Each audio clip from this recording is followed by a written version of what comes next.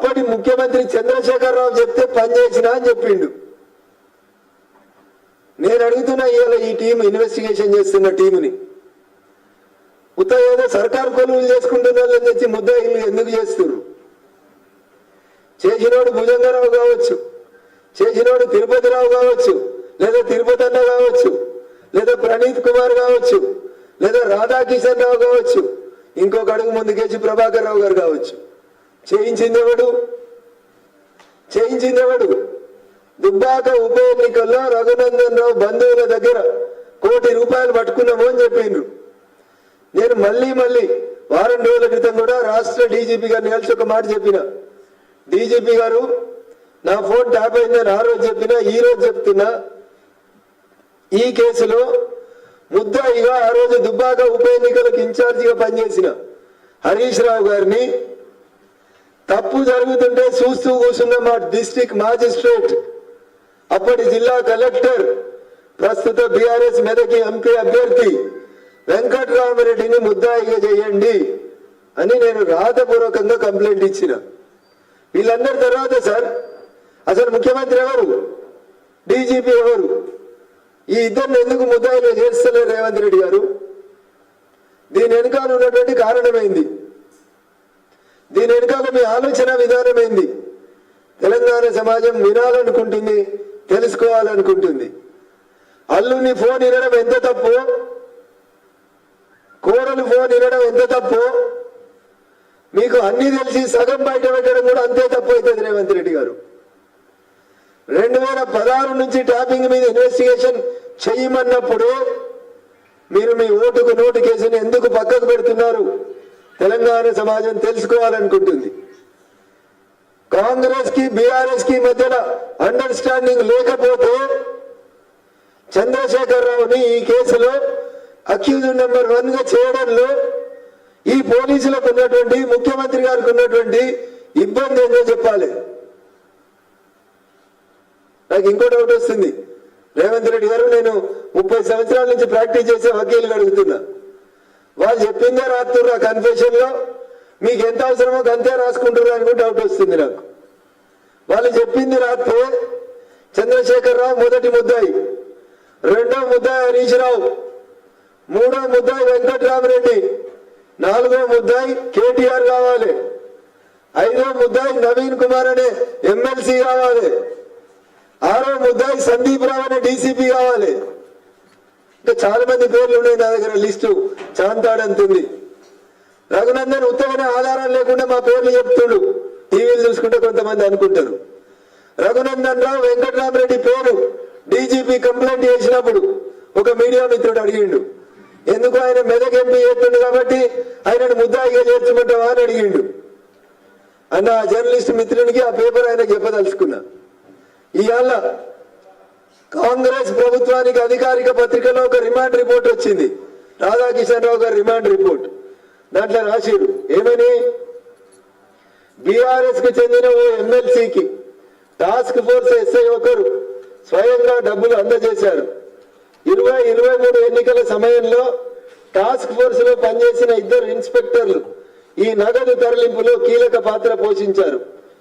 రాధాకిషన్ రావుకు బాల్య స్నేహితుడైన ఓ ఎమ్మెల్సీ కోసం రాజపుష్ప సంస్థ నుంచి భారీ ఎత్తున నగదులు తరలించినాం అనే రిమాండ్ రిపోర్ట్ లో రాశారు. ఇది రఘునందన్ రావు సొంత కవిత్వం కాదన్ను. మళ్ళీ రఘునందన్ రావు అందరి మీద బుర్ర చేసుకుంటూ పోతుందని మా వివేక్ సార్, రాజగోపాల్ రెడ్డి గారు అనుకోవద్దు. ఎందుకంటే వాళ్ళు బాధితులు కాబట్టి చెప్తా ఉన్నా. రాధాకిషన్ రావు కన్ఫెషన్ లో చెప్పిండు, మునుగోడు ఉప ఎన్నికల్లో రాజగోపాల్ రెడ్డి గారి బంధువుల దగ్గర నుంచి 3.5 కోట్లు వేరు వేరు ప్రదేశాలలో జమానతులు, డిపాజిట్లు జప్తు చేసినామని చెప్పిండు. ఎందుకు రాజగోపాల్ రెడ్డి గారు వచ్చి కంప్లైంట్ ఇస్తలేరు నా ఫోన్ ట్యాపింగ్ అయిందని? ఎందుకు వివేక్ వెంకటస్వామి గారు వచ్చి కంప్లైంట్ ఇస్తలేరు మా ఫోన్ ట్యాప్ అయినాయని? అరే నేరం చేసినాడే ఒప్పుకుంటుండు కదా, మేము పట్టుకున్నాం పలానా బేగంపేటలో ఎఫ్ఐఆర్ చేసినామని. బేగంపేట ఎఫ్ఐఆర్ కావాలంటే నేను మీకు పంపిస్తా. బేగంపేటలో ఎన్నికల కోడ్ లేదు. ఒక కంపెనీ ఇంకో కంపెనీ చేసుకున్న వ్యాపారం, దాంట్లో అన్యాయంగా ఆ రోజు వివేక్ వెంకటస్వామి గారి పేరు రాసిరు.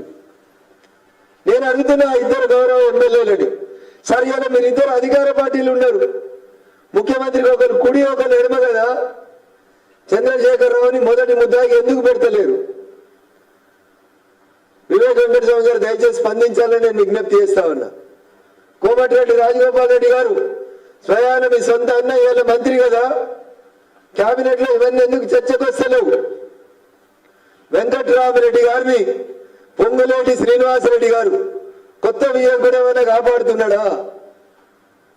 బీఆర్ఎస్ గవర్నమెంట్ లో ఆ రోజు జడ్చర్ల లక్ష్మారెడ్డి అనే వియ్యంకుడు కాపాడితే ఈ ఎల్ల రాజపుష్పకు సంబంధించిన పి వెంకట్రామరెడ్డి అనే ఎమ్మెల్సీని కొత్తగా వియ్యమందినటువంటి రాష్ట్ర కేబినెట్ లో నేనే నెంబర్ 2 అని చెప్పుకుంటున్నా. గౌరవనీయులు రెవెన్యూ శాఖ మంత్రి పొంగులేటి శ్రీనివాసరెడ్డి గారు ఏమైనా కాపాడుతున్నారా? ఈ సెలెక్టివ్ ఇన్వెస్టిగేషన్ వద్దు సార్. నేను డీజీపీ గారికి కూడా ఇదే మాట చెప్పిన. Please don't do selective investigation, go for the comprehensive investigation.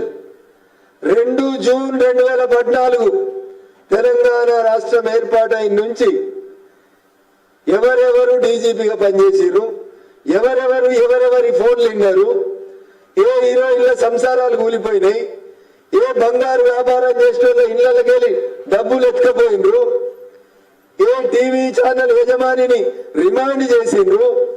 వారు ప్రస్తుతం టీవీ ఛానల్ యజమాని, గతంలో వారు రియాల్టర్. వారి ఇంట్లోకి ఎత్తుకపోయిన 2 కోట్ల నగదు ఏడున్నది?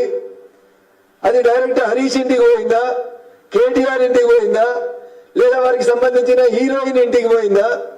వారు కూడా నిన్నడో మొన్నడో బంజారా హిల్స్ పోలీస్ స్టేషన్ పోయి ఒక కంప్లైంట్ ఇచ్చిండు. Why the DGP is not opening his mouth? Telangana రాష్ట్రంలో ఉన్న ప్రజలను రక్షిస్తాం, భద్రత మాది, బాధ్యత మాది అని చెప్తున్నటువంటి తెలంగాణ రాష్ట్ర డీజీపీ గారు రఘునందన్ రావు ఇచ్చిన కంప్లైంట్ మీద అప్పుడున్న డీజీపీ మహేందర్ రెడ్డి గారు మాట్లాడలేదు, అప్పుడున్నటువంటి ఇంటెలిజెన్స్ డీజీ అనిల్ కుమార్ గారు మాట్లాడలేదు, ఇప్పుడు ఉన్నటువంటి డీజీపీ గారు మాట్లాడతలేరు, ఇప్పుడున్నటువంటి ఇంటెలిజెన్స్ చీఫ్ శివధర్ రెడ్డి గారు ఎందుకు మాట్లాడతలేరు?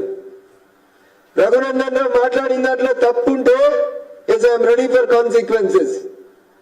నేను అడిగిన దాంట్లో 100% న్యాయం ఉంది.